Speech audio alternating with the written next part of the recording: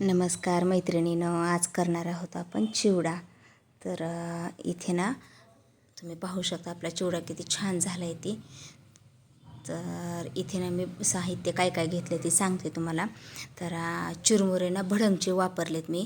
तर लाल तिखट घेतलं एक भडंगचा चिरमुरे 1 किलो, लाल तिखट 4 चमचा, मीठ 4 चमचा, शेंगदाणा एक 200 ग्रॅम, कढीपत्ता, लसणाचे एक 4 कांदे, डाळवं 120 ग्रॅम, हळद एक 2 चमचा, पिठी साखर 2 चमचा घेतली, धनेजिऱ्याची पूड 2 चमचे घेतली आणि तेल घेतलं एक 200 ग्रॅम. तर आता ना आपण कढईतनं आता आपण जे 200 ग्रॅम तेल घेतलेलं आहे ते तेल टाकूया. तर मी हळदीचं प्रमाण थोडंसं कमी केलं आहे. तर आता सुरुवातीला ना आपण शेंगदाणे तळून घेऊया.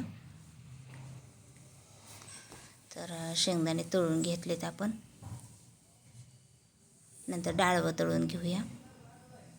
जर तुम्ही पावसाळ्या दिवसात करीत असाल तर थोडं चिरमुरे तुम्ही भाजून घेतले तरी चालतील, थोडेसे कोरड्या कढईत म्हणजे कुरकुरीत राहतील. पण हे मी जुना व्हिडिओ आहे हा, असंच विकण्यासाठी केलेला होता, पण तो तुम्हाला मी त्यावेळेस टाकलेला नव्हता, ते आत्ता टाकते तुम्हाला मी. त्याच्यामुळे मी काही भाजले नाही, त्यावेळेस उन्हाळ्या दिवसात केलेला आहे. तर आता कढीपत्ता तळून घेऊया. तुम्हाला हवी असतील तर तुम्ही खोबऱ्याचे काप पण टाकू शकता.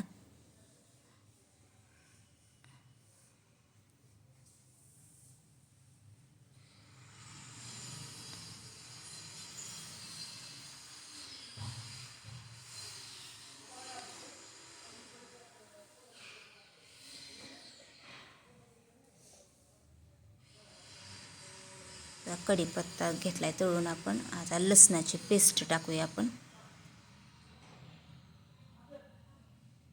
आता ही ना चांगली लालसर होऊन द्यायची या तेलात.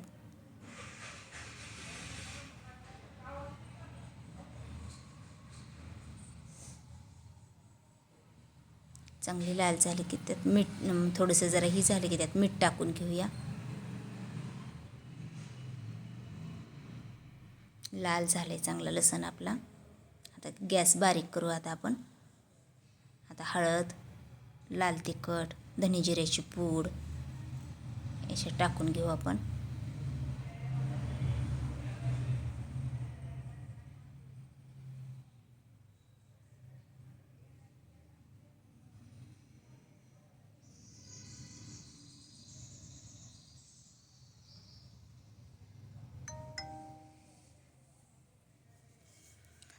आणि आता ना त्या चिरमुऱ्यात ते सर्व साहित्य तळलेलं आपण मिक्स केलं आणि पेपरवर टाकले, कारण टप नव्हता माझ्याकडे प्लास्टिकचा, स्टीलची पाटी छोटीच होती, म्हणून असं वर्तमानपत्रावर चिरमुरे टाकले, त्याचे सर्व साहित्य तळलेलं टाकलं आणि हा जो मसाला होता ना तो टाकून घेते तेलासहित.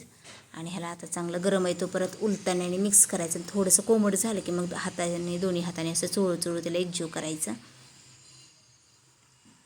तर खूप तिखट झणझणीत झालेला आहे.